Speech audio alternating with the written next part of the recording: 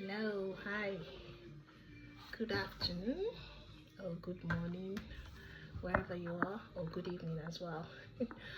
Oh, well, I'll start by saying thank you, Lord, because it's been a journey for the past, say, a month or two. I had a cancer scare, which wasn't funny. You know, when you see people that say, oh, they have cancer, they have this, they have that, you don't really know what they're passing through, or even when they make that final diagnosis for them and do the test and everything, and you don't know what they pass through. It's now that I've experienced it that I can feel and say, wow, God, so this is what people pass through. It's even worse than not having a child. It's even worse than infertility. Is worse than it. The psychological feeling, the whole thing attached to it, it's too much. My people, it is too much. I passed through it. And another thing I can say is that because we tend to forget our body, or we don't listen to our body a lot, that can be also bad. Me, for one, I was one that I'm very careless with my body, and I'll really advise everybody, please listen to your body. Because I'm this kind of person that I work too much. I'm so drenched in my work. I work too hard, actually, before the kids came anyway. So don't worry, I don't work like that anymore. Of course, they won't even allow me. So I worship my job too much. So that made me not to notice one or two things that were happening with my body. Even when I saw something, I was like, I'll just throw it away. I'll say, oh, I'll call the GP, I'll call the GP, I'll call the GP. In as much as I'm in the health sector, I can still understand what's happening, but I was just so careless. I was really, really careless. I won't lie to you. I was so careless. And it started by, yeah, you're a woman, you have your normal menstrual period and all that. But when all of a sudden you go to the toilet and you see some blood come out, when you go to the toilet you see some blood come out, like you're having premenstrual menstrual bleeding, and you'll be wondering what's going on. Me, I thought maybe the period never finished, so I actually ignored it. I ignored it, and it's kept on happening since last year, late last year. And I was like, no, nothing, I'm fine, nothing. I was just working, taking care of the kids, because it was really demanding, juggling work and taking care of this kids, because childbearing abroad, trust me, it is not easy, especially when you don't have help. It's tough. So anybody will tell you say it is a lie. With children it's not easy. But the only gratefulness I appreciate God for, at least they don't make me, I'm not alone, I'm always with them. At least they give me all the wahala, no problem. Yes, you spend the money, you don't even have extra for anything, but fine, it's good, I don't mind. So when I started having this bleeding, I was like, nothing. After my period, I'll still see some smears of blood.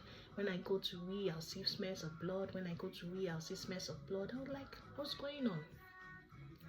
So I just didn't take it serious, I didn't take it serious. And I wasn't having any problem. The only thing I noticed that again was like I was always bloated, like my stomach, abdominal bloating. I was always bloated. Yeah, in African culture, we know every woman has fibroid as an African woman, but I never knew that because I've never done fibroid operation in my life before.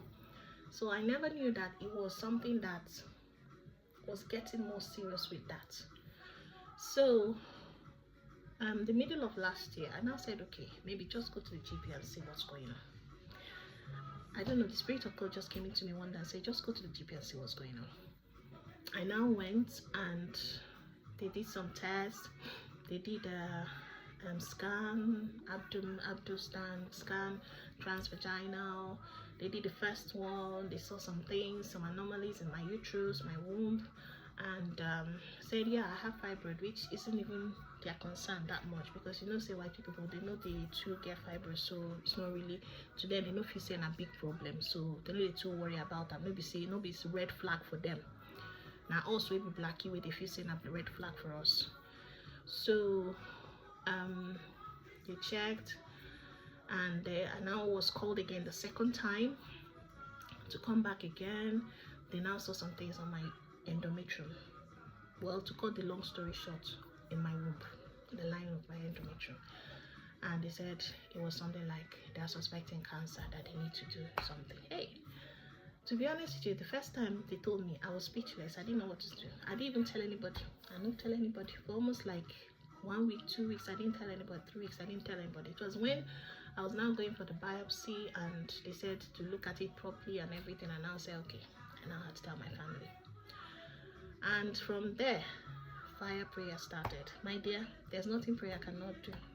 Trust me, there's nothing prayer cannot do. I'm not saying that if you don't believe in God, you don't pray in whatever you believe. Whatever you believe in, as far as you concentrate and act accordingly and live by the principles, my dear, it will work for you. Whatever you believe in. My mother was firing prayers, my siblings, myself, everybody around me was like praying for me, because I was like, don't feel pity for me, just pray. Me, going on my own side, to be honest with you, I was just like a lump of mommy. I said, what is this? I was lost. Some days I will not sleep, some days I'll cry. I say, God, what's happening? I've never heard of this before. Why am I having this? What's going to happen to my children?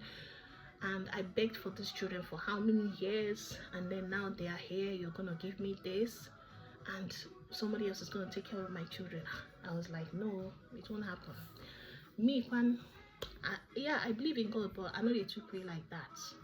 But I now started praying with my sister. I had to pray. I had to, because I say, you have to set it on fire. So I started praying.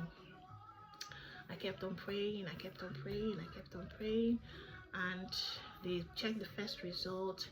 They still saw something. I can't fire extra prayer. I was still praying. My parents, my mom was praying, my sister, everybody around me was praying. And lastly, last week, they now gave me the result of the biopsy. And behold, they said there was nothing, no malignancy, nothing seen, that I'm cleared. Hey, I didn't know how to thank God. I was like, oh God, so you did this for me. I said, God, thank you. At least I can still jump up. And luckily for me as well, the bleeding has stopped. It has dried up. I'm not feeling that extra bleeding anymore. I don't feel that bloatedness anymore. I'm just like a new person. My period just comes normally now. And I'm like, oh God, so you can be this good to me. Me, a sinner, a poor sinner that doesn't do good. So you can really remember me. My dear, I thank God. At least now I can have a zeal to live for life again. Now I can look up to my children and say, yes, we have a future together. Because, my dear, it's now that I know that cancer is not easy. Psychologically, people that pass through it, especially people that don't even have hope, that they said it has metastasized, now I know how they felt. Some days I can't even say anything. I'm just like lump, and I don't have that loving support from someone I loved, and it breaks you more. And also, something I'll advise we women, especially women, because that is our problem. We should always look at our body. Any telltale signs that you see on your body, don't ignore it, no matter what. Especially when it has to do with your reproductive system. Especially when it has to do with the whole reproductive system. Put your breast down to your stomach and your reproductive system. Because that is where the enemy starts to fight a woman. Because me, I neglected mine. And thank God though, it wasn't something serious, because the way I neglected it, maybe it would have extended to something else. Only God knows what would have happened. It would have metastasized or something. But thank God I did not neglect it. At the end of that, I said, okay, let me go and do something about it. Let us not neglect our body. No matter any abnormal thing we see, any abnormal signs that we see, always go for it. Go for it. Go for it. Anything, check. Every year, make sure you're checking yourself. Even this cancer screen that they do, even this HPV that they do on every woman every 3 years, take it serious. HPV, take it very serious. It is important. It is important. And those of us, yes, I know some people are suffering it and everything. I am with you, and I pray to God that God will deliver you. I know what you guys pass through, and I pray that God, my God in heaven, will see you through, will give you the strength to go through it, and you will conquer. Just keep up the faith. Don't stop. Keep up the faith. And thank God. I thank God I have a new lease of life. Thank you, my people.